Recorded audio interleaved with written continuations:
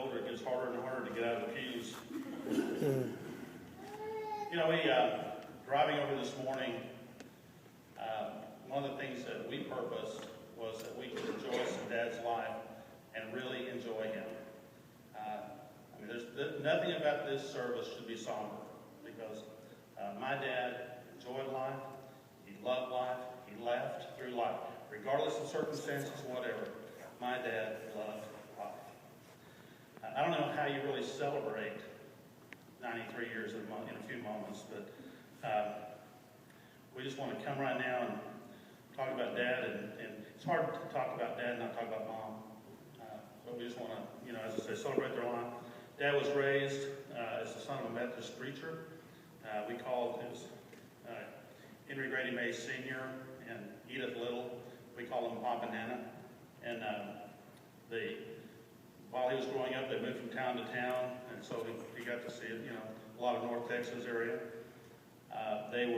They taught him excellent moral values. They taught him to be diligent, and they taught him to just be a good person.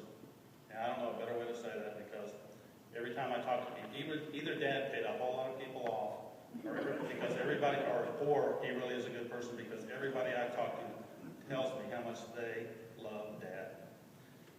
He was their favorite person. I think it's because of his life, and not because he paid the people off. So that's my personal opinion. Being brought up that way, Dad was very creative. I mean, it's amazing all the different things that he did with he and Mom, the opportunities they provided. And we grew up, we went to Glen Rose yesterday and had a service. We grew up, and we really had kind of a fairy tale life. I mean, we just thought everybody did the same thing we did and had all the fun times that we had. We, just to kind of list some things, already saying, our house was filled with laughter, kidding, and fun. We had dogs, cats, goats, sheep, hogs, sows, a duck named Gertrude that was a boy,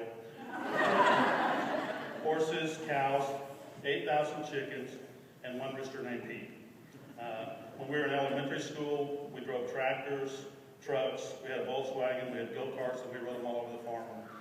You know, you give a kid in elementary school a Volkswagen to drive and about a tenth of a mile straight road to go on, and he's entertained all day long. You know, you don't have to, you just listen for the sound of him coming back and forth, and know everything's all right. I mean, he won't be back until 9 o'clock. But we would gather, we'd go out every day at the chicken farm, and we'd gather thousands of eggs. I was trying to figure out, I think it's like 4,000 eggs a day that we would gather. And we brought in a lot of cousins and family and friends to help do these kind of things, you know, because we wanted to spread the joy. And we didn't really want to do it ourselves, so you just kind of want to spread the joy of it. And they for some reason enjoyed it, I don't know. We manufactured mighty anchors, and that's an anchor that Dad created for brush anchor. We did Boy Scouts, camping, rope bridges, lashing towers. Our whole family, including Mom, had motorcycles that we rode all over Glen Rose and all over Colorado. We had, Dad fenced a 2-acre yard for us. And I got to be honest, we hated mowing the yard. And so our mower, for some reason, our mower would break down regularly. We just really had bad luck with mowers. And we'd tell Dad, because we didn't want to mow the yard, we would tell Dad, I'd say, Dad, the mower broke down. Brad was mowing the yard. It broke down again. And I say, well, Dad, you know Brad's adopted, right? And he said, yeah, I know. Don't tell him. I know. and then Dad would reach down and put the spark plug wire back on the spark plug, and it's all ready to go again. So, happy days. But we had a 27-foot cabin cruiser on Lake Dallas. We fished, and we'd spend the night on the lake. We fished, as I said, the lakes in this area. And we walked on the glaciers in Canada. And we swam in the rivers of Glen Rose. We played in the streams in Wyoming. We panned for gold.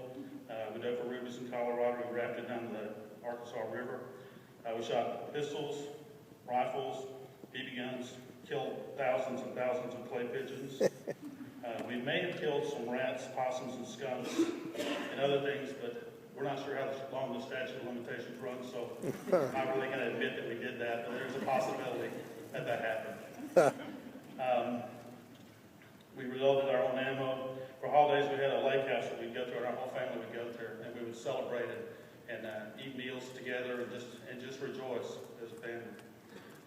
We swam. We had a tank and pool, and we just thought everybody did this. We really did. We just saw it but it's like you always tell about your children now. We didn't realize how smart Dad was till we got older, and we didn't realize how much opportunity and fun we had until we got older. And now I wish I could go back and knowing that, have some more fun and things like that. But we were greatly blessed and just had a joyous life. And growing up, Dad taught us the same moral values that his parents taught. He taught us diligence. Nan and Pop taught him principles of honesty, integrity, and he instilled those in us as well. Now, Pop, in fact, Dad says Pop did not mind spanking him, and he said, "You know what? I deserve every one." And Dad did not mind spanking us as well. Amen. And so I don't want to paint him as a total saint because he did have some anger issues. So he had five boys. Dad didn't mind spanking us as well. There's certain things in life. We didn't mind so much when Mom spanked us. Okay, she'd bend us over the sewing machine, she'd spank us, and we'd yell like she was killing us. "Oh, you killed me, Mom, you killed me." We will never do it again. And we'd walk out of the room kind of laughing. But there's certain, like a rattlesnake, that sound, and there's danger, and there's the sound like a shotgun shell loading into the shotgun. But when Dad would reach down and do this and pull that belt out, your life would begin to flash before you. It was not funny anymore, and you knew that let's just say this, if you're yelling, "Stop," and "I'm dying," you probably were dying. That's probably a pretty good chance. He made sure that he fully impressed upon you what he wanted to. One time, we did Boy Scouts, and one time Dad was in the backyard, and we'd had a bunch of scouts over, and Dad was cleaning up, and he called me and said, "Hey, Pip," he says, "I want you to," and I'm sorry, my name's Phillip, but everybody who knows me from high school and that time called me Pip. That's my nickname. Dad said, "You need to come out here and help me clean all this stuff up." Yeah, and I look at Dad and go, "Hey, Dad, I'm kind of busy right now, and I'm busy." So out comes the bell. I had a servant heart and attitude for the rest of the day. If Dad wanted me to do something, I was thrilled at the opportunity. Whatever you want, Dad, I'm happy to do it. And the nice thing about it, you only needed really one spanking for all the other brothers to get the message, and they were all servant-hearted too after that. "Oh yeah, we're ready. Just tell us what you need to do, Dad." So it didn't take a lot of that to that. But Dad taught us well, and he taught us the importance of being honest and dealing with people, loving people. They were extremely generous people. This church knows this, but they contributed to this church greatly, financially, and they invested their lives in this church as we did when we were younger. But they, as a family and as a couple, they were incredibly generous, and I can't thank them.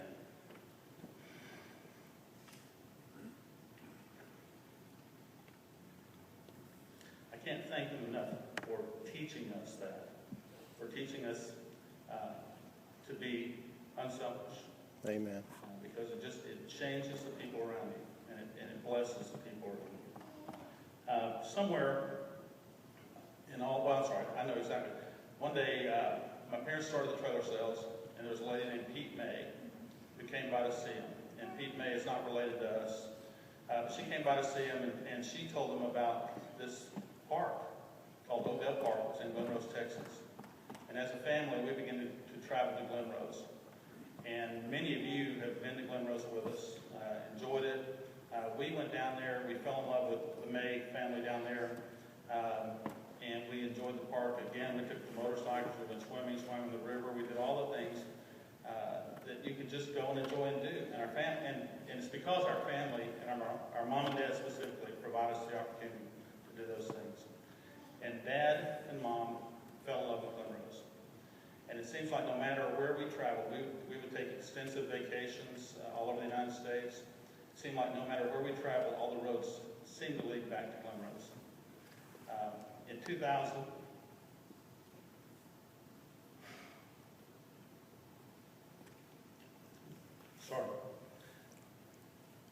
in the late 1900s or 1990s, Mom was diagnosed with Alzheimer's. In the year 2000, Dad took Mom and they moved to Glenrose, and Dad placed her in the Alzheimer's wing there. And Dad moved in. Okay, did well to now. Dad moved down there, started his business down there, and he would go and see Mom every day. And Vic read that, but he would go see Mom every day. Mom passed in 2004, but Dad loved being in Glenrose, and so he stayed there. And I would call him. I say, "Hey, Dad, what's going on?" And we actually didn't really like so much he was that far away. Because for us, Betty and I, it's like a 200-mile round trip to get down there and see him and back. And but I'd call him, and he'd he'd start telling me about his day. Oh yes, got up and ate, watching these birds. Went down to see Don Baker and Levita here. Don picked me up. We ate at the senior center, went to Dairy Queen, drank coffee with the guys. His life was busy. His life was full. And we knew that, we always knew the answer, but we still discussed it. Should we bring Dad back to Dallas? And the answer was always no. Because Dad had a full life there, and he loved his life there.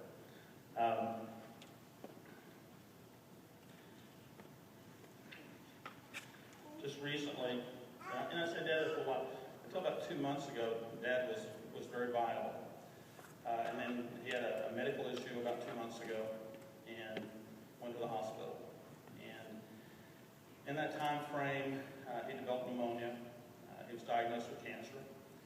And his health just began to fail.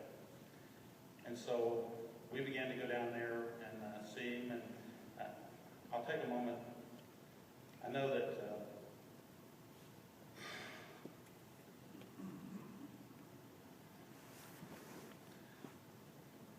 some of you took meals down to Dad, and were part of what we call the parade of people. We take meals every day to him and just make sure he was eating and things like that. So let me take a moment and say how thankful.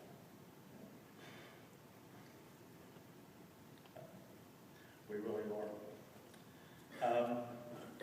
Around Christmas Day, Dad spent Christmas at Clint's house with several of my brothers and things. And then on January 1st, I got a call from Dad's cell phone, and it was a nurse in the hospital, and she said that your dad wants to talk to you. And we had been making every effort to get Dad healthy again and just be involved with him. And Dad called and he said, "Hey," he said, "Pip," and he's very clear of mind. He says, "I'm going to go into hospice." And I really thought that was kind of a weird call. Okay. I had to kind of, it's not, you don't expect the person who's going to the hospice to call you to tell them that they're going to the hospice. So I said, okay, well, I'll talk to Brad and Clint and Jerry and Hank about it.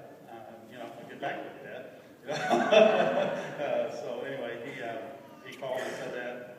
We made arrangements. We got a chance to celebrate his 93rd birthday last Saturday. Yeah, last Saturday it was. Was it last Saturday? Saturday week, whatever. And then we started the discussion about moving Dad up here. And Dad, while we were meeting, literally, as we ended our meeting, the hospital called and said, "Hey, you need to come on down." So that ended the discussion of whether Dad needed to move from Glenrose. That ended it. They called us that day. They called us actually the next morning to say, "Hey, you better come on back down." And then on Thursday morning, Dad went to be with the Lord. Amen. I can't think of a better person to be your dad. I can't think of a better person whose life you could rejoice in. I want to read you just some final words from Dad. Dad wrote out his own autobiography, starting when he was mid-80s. It's 105 pages typed, and it's the most amazing thing I've ever read. But Dad says, I am very happy living in my trailer in Glenrose. It's a small town with very little entertainment. The closest theater is in Glenrose. There are no bars, dancing, fancy restaurants in the area. The town goes to sleep at night. However, my priorities have changed. Things I used to think were important are not important anymore. Only the basic things in life are important. I used to buy a new truck every 2 or 3 years. Now I don't even own a truck, and I'm driving an 11-year-old car. And I feel like it'll be my last vehicle. I enjoy sitting with my cat Tiger, watching the birds and squirrels at the bird feeder, and going to the senior center with Levita. There are also perks for living in Oakdale Park because of all the activities. I do not crave fancy food, and I feel though I can drive safely in this area, even driving to Burleson and Brentbrook. All I have to do is really just stay between the lines. I was 87 years old, January the 7th, 2007, but I'm still enjoying life. My hearing is failing, and I'm legally blind in my left eye, and have 20/30 vision in my right eye with glasses. I could be living the past, but I'm not. I'm always thinking about what I will do tomorrow. I miss Jerry very much, but there's nothing that I can do to get her back. I'm broke, but still I'm very wealthy. Wealth, the government, banks, or individuals can take away from me. My friends, my memories, my kids, their families, grandkids and great-grandkids. I did not let adversity get me down. I kept working through it, and everything came out fine. I found out that you cannot plan for the future, so I'm living day to day and really enjoying it. Whoever coined the phrase golden years did not know what they were talking about. My get up and go has got up and gone. Also, the gravitational pull is greater than it used to be because it's easier to sit down and it's really hard to stand up. When I was in my prime, working on the farm, I was 6'5" and weighed about 178 pounds. Now I'm 6'3" and I weigh 220 pounds. And my shoes went from size 11.5 to 13s. Jesus said that man cannot live on bread alone. And I know that's true because it takes a whole lot of pills. This is my story. This is the story of my life. I'm not proud of it, nor am I bragging about it. But it's true as well as I can remember. I realize now that I was very fortunate in having good parents. Dad was very sensitive, but strict, and he gave me a lot of whippings. Not because he was mean, but for disobedience, and I deserved every one of them. Mother was patient, kind, loving, and spent a lot of time with me, so I had a good mother. Together, they gave me background to fight obstacles in life, respect other people's rights, and the desire to settle down and raise a big family. Sometimes I felt as though their prayers carried me safely through my early life. And I will say that they carried him safely through his entire life.